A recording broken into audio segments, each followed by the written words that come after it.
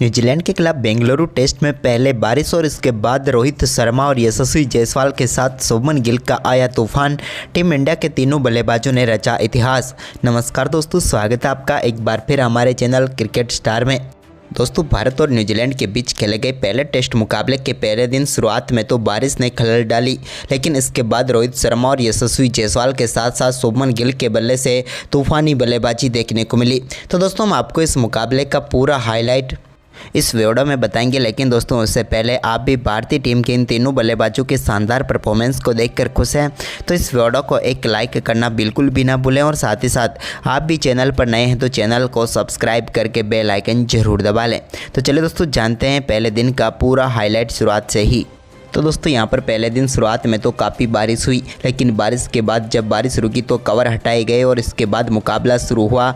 तो दोस्तों, सबसे पहले टॉस के लिए दोनों कप्तान बाहर आए तो यहाँ पर सिक्का उछला और गिरा टीम इंडिया के कप्तान रोहित के पक्ष में।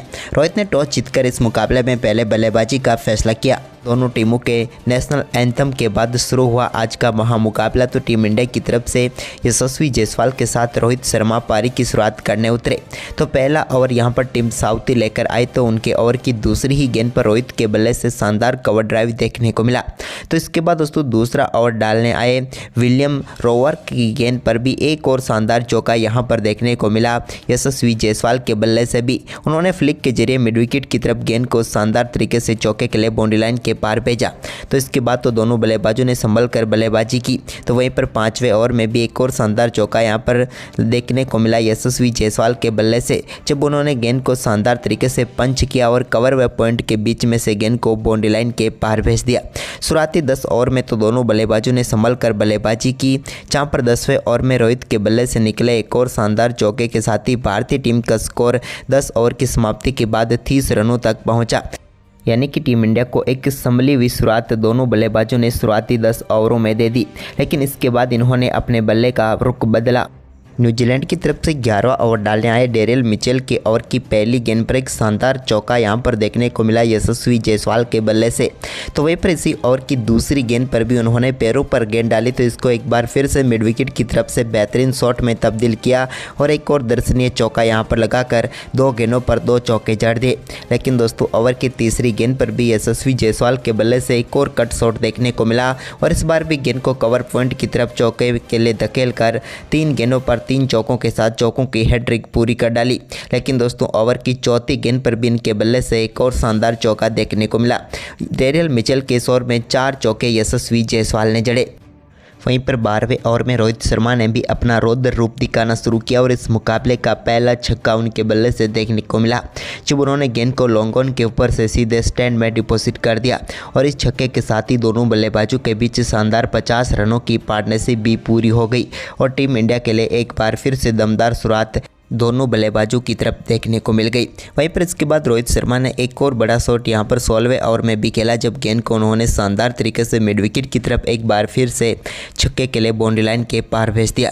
ये रोहित शर्मा के बल्ले से निकला हुआ दूसरा बेहतरीन छक्का था, लेकिन छक्कों का यह सिलसिला आगे भी जारी रहा और 18वें ओवर में भी उनके बल्ले से एक और पुल शॉट देखने को मिला और एक बार फिर से गेंद को बैकवर्ड्स कर लेग के ऊपर से उन्होंने स्टैंड में डिपॉजिट करते हुए एक और शानदार छक्का जड़ दिया। इसके बाद तो इन दोनों बल्लेबाजों ने पहले सत्र को पूरी तरीके से भारतीय टीम की तरफ मोड़ने का काम शुरू कर दिया। इसी बीच रोहित शर्मा ने 20वें ओवर में भी एक और शानदार शॉट खेला, लेकिन इस बार गेंद छक्के के लिए नहीं बल्कि 1 बाउंस चौके के लिए बाउंड्री लाइन के पार गई। वहीं पर दोस्तों, अब भारतीय टीम ऐसा लग रहा था कि पहले ओवर में ही 100 रनों की तरफ बढ़ जाएगी इस सत्र में, क्योंकि भारतीय टीम ने शुरुआती 10 ओवर में संभल कर बल्लेबाजी करने के बाद तो इन दोनों बल्लेबाजों ने अपना आक्रामक रूप अपनाया। इसी बीच 23वें ओवर में भी एक और चौका यहां पर देखने को मिला यशस्वी जायसवाल के बल्ले से, जहां पर उन्होंने गेंद को शानदार तरीके से चौके के लिए बाउंड्री लाइन के पार भेजा। तो इसके बाद 24वें ओवर में भी उन्होंने एक और यहां पर थोड़ी सी शॉर्ट गेंद को एक बार फिर से बाउंड्री लाइन के पार भेजा। अब दोनों बल्लेबाज धीरे धीरे अपने अर्धशतकों की तरफ बढ़ रहे थे। तो वहीं पर रोहित शर्मा ने पहले अपना अर्धशतक पूरा किया। आज के दिन के 29वें ओवर में उनके बल्ले से निकले सिंगल के साथ ही उन्होंने शानदार बल्लेबाजी करते हुए अर्धशतक पूरा किया। तो इसके बाद दोस्तों, आज के दिन के पहले सत्र के आखिरी ओवर में यशस्वी जायसवाल ने भी अपना शानदार अर्धशतक पूरा कर लिया और भारतीय टीम ने पहले सत्र में शानदार बल्लेबाजी करते हुए 111 रन बनाए। वहीं पर इसके बाद दोस्तों दूसरा सत्र हुआ तो यहाँ पर रोहित आक्रामक अंदाज में ही मैदान पर उतरे और 31वें ओवर की दूसरी गेंद पर उनके बल्ले से बड़ा शॉट निकला और गेंद को 1 बाउंस चौके के लिए उन्होंने बाउंड्री लाइन के पार भेज दिया। तो इसके बाद इसी ओवर की आखिरी गेंद पर भी एक और बड़ा शॉट उनके बल्ले से निकला और इस बार गेंद सीधे स्टैंड में पहुंची और लॉन्ग ऑन के ऊपर से उन्होंने शानदार छक्का जड़ दिया। तो वहीं पर इसके बाद दोस्तों रोहित शर्मा ने 34वें ओवर में भी एक और बड़ा शॉट खेला और इस बार पुल के जरिए गेंद को बैकवर्ड स्क्वायर लेग के ऊपर से 6 रनों के लिए बाउंड्री लाइन के पार भेज दिया। यह भी उनके बल्ले से निकला हुआ एक और शानदार शॉट था। इसके बाद दोस्तों यशस्वी जायसवाल ने 37वें ओवर की तीसरी गेंद पर गेंद को पुल किया और एक बार फिर से इनके बल्ले से भी स्क्वायर लेग के ऊपर से शानदार छक्का देखने को मिला। यशस्वी जायसवाल का ये दमदार शॉट था, लेकिन ये छक्कों का सिलसिला रुका नहीं और 38वें ओवर में भी उन्होंने एक बार फिर से गेंद को बड़े शॉट में तब्दील किया और लॉन्ग ऑन के ऊपर से एक बार फिर से स्टैंड में डिपॉजिट करते हुए अपनी पारी का एक और शानदार छक्का यहाँ पर उन्होंने जड़ दिया। इसके बाद दोस्तों स्पिन गेंदबाजी टेक पाए तो 42वें ओवर में भी उनके बल्ले से बड़ा शॉट निकला और इस बार भी गेंद को लॉन्ग ऑन के ऊपर से 6 रनों के लिए बाउंड्री लाइन के पार भेज दिया। अब तो दोनों बल्लेबाजों के बीच कंपटीशन चल रही थी कि कौन सा बल्लेबाज सबसे ज़्यादा चौके या छक्के लगाएगा। वहीं पर इसके बाद दोस्तों रोहित ने एक और फ्लिक शॉट खेला और गेंद को एक बार फिर से फाइन लेग के ऊपर से 6 रनों के लिए बाउंड्री लाइन के पार भेजा। यह तो उनके बल्ले से निकला हुआ एक अद्भुत शॉट था, जहां पर उन्होंने गेंद को बिल्कुल दिशा दिखाई और छक्का बटोर लिया। वहीं पर इसके बाद स्पिन गेंदबाजी अटैक पर आए सचिन रविंद्र, तो उनकी गेंद पर भी एक बड़ा शॉट रोहित के बल्ले से देखने को मिला और इस बार गेंद को एक बार फिर से उन्होंने चौके के लिए बाउंड्री लाइन के पार भेजा। लेकिन इसके बाद इसी ओवर की आखिरी गेंद पर निकले छक्के के साथ ही रोहित शर्मा ने दमदार बल्लेबाजी करते हुए अपना बेहतरीन शतक पूरा कर लिया। रोहित की दमदार बल्लेबाजी यहां पर देखने को मिली और एक और अद्भुत शतक टीम इंडिया के लिए उन्होंने ठोक दिया। लेकिन दोस्तों उनके पीछे कहां रहने वाले थे यशस्वी जायसवाल। उन्होंने भी आज के दिन के 54वें ओवर की तीसरी गेंद पर एक बड़ा शॉट खेला और गेंद को स्टैंड में डिपॉजिट कर दिया छक्के के लिए। इसके बाद दोस्तों 55वें ओवर में भी इनके बल्ले से निकले एक और शानदार छक्के के साथ ही यशस्वी जायसवाल ने अपना शानदार शतक स्टाइल में पूरा किया और शानदार शतक के साथ टीम इंडिया के लिए कमाल की पारी खेल डाली एक बार फिर से। वहीं पर दोस्तों इनके शतक के साथ ही दूसरे सत्र का खेल भी समाप्त हुआ, जहां पर 25 ओवर का खेल हुआ, लेकिन इस सत्र में भी भारतीय टीम ने 113 रन बना लिए, यानी कि 2 सत्र की समाप्ति के बाद भारतीय टीम का बगैर किसी विकेट के नुकसान पर 224 रन था। वहीं पर इसके बाद दोस्तों तीसरे सत्र की शुरुआत टीम इंडिया के लिए अच्छी नहीं रही और तीसरे सत्र के दूसरे ओवर में ही भारतीय टीम को रोहित शर्मा के रूप में पहला झटका लगा। रोहित बेहतरीन बल्लेबाजी कर रहे थे, लेकिन 108 रनों की पारी खेलकर वो पेविलियन लौटे। तो वहीं पर उनके आउट होने के बाद क्रीज पर उतरे शुभमन गिल ने आते ही रिवर्स स्वीप शॉट के साथ अपनी पारी का शानदार आगाज़ किया और बेहतरीन चौका जड़कर दिखा दिया उन्होंने यहाँ पर एजाज पटेल की गेंद पर। वहीं पर इसके बाद दोस्तों यहाँ पर एक और बड़ा शॉट देखने को मिला यशस्वी के बल्ले से, जब उन्होंने एक बार फिर से लॉन्ग ऑन के ऊपर से गेंद को छक्के के लिए बाउंड्री लाइन के पार भेज दिया। यह उनके बल्ले से निकला हुआ 87 मीटर का बड़ा छक्का था। तो वहीं पर इसके बाद यहाँ पर शानदार परफॉर्मेंस शुभमन गिल ने भी जारी रखा। आज के दिन के 63वें ओवर में उनके बल्ले से भी एक और शानदार चौका मिड विकेट की तरफ देखने को मिला, जब गेंद को काफ़ी शानदार तरीके से पंच किया उन्होंने और मिड विकेट की तरफ चौका जड़ा। लेकिन अपनी पारी का पहला छक्का शुभमन गिल के बल्ले से भी 67वें ओवर में देखने को मिला, जब उन्होंने लॉन्ग ऑन के ऊपर से गेंद को बड़े शॉट में तब्दील करते हुए शानदार छक्का जड़ दिया। इसके बाद भारतीय टीम को एक और झटका देने में यहाँ पर टीम सऊदी कामयाब हुई, जब उन्होंने यशस्वी जायसवाल को बोल्ड करके पेविलियन भेजा। यशस्वी जायसवाल शानदार बल्लेबाजी कर रहे थे, लेकिन आखिरकार 122 रनों की पारी खेलकर वो भी पेविलियन लौट गए और भारतीय टीम को यहाँ पर एक और करारा झटका लगा।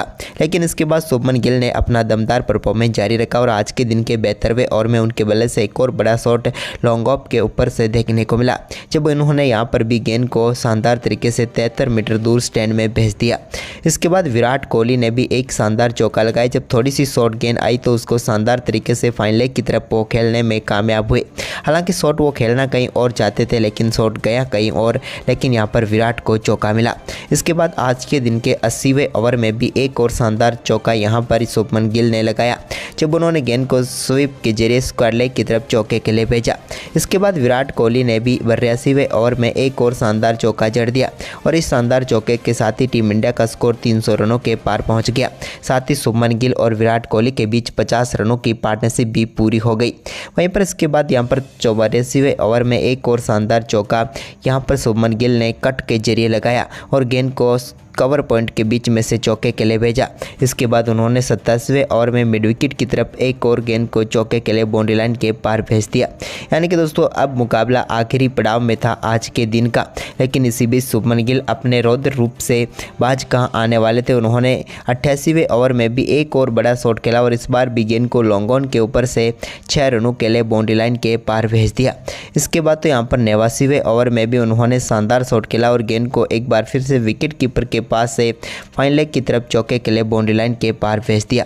और इस शानदार चौके के साथ ही शुभमन गिल शानदार बल्लेबाजी करते हुए अपना बेहतरीन अर्धशतक पूरा कर चुके थे। यानी कि टीम इंडिया के लिए आज तीसरे बल्लेबाज बने जिन्होंने शानदार बल्लेबाजी करते हुए 50 या उससे अधिक का आंकड़े तक पहुंच पाए। इसके बाद दोस्तों आज के मुकाबले का अंत किया 90वें ओवर की तीसरी गेंद पर लगे विराट कोहली के बल्ले से शानदार चौके के साथ। कवर ड्राइव के जरिए उन्होंने गेंद को चौके के लिए बाउंड्री लाइन के पार भेज दिया। वहीं पर दोस्तों आज पहले दिन न्यूजीलैंड की टीम के लिए कुछ भी खास नहीं रहा, लेकिन भारतीय टीम के टॉप ऑर्डर में के 3 बल्लेबाजों में से 2 ने शतक ठोक दिया और एक नाबाद रहा 56 रनों पर। तो वहीं पर विराट कोहली भी 29 रन बनाकर नाबाद रहे। भारतीय टीम ने पहले दिन के खेल में ही शानदार बल्लेबाजी करते हुए 342 रनों का विशाल स्कोर खड़ा कर दिया।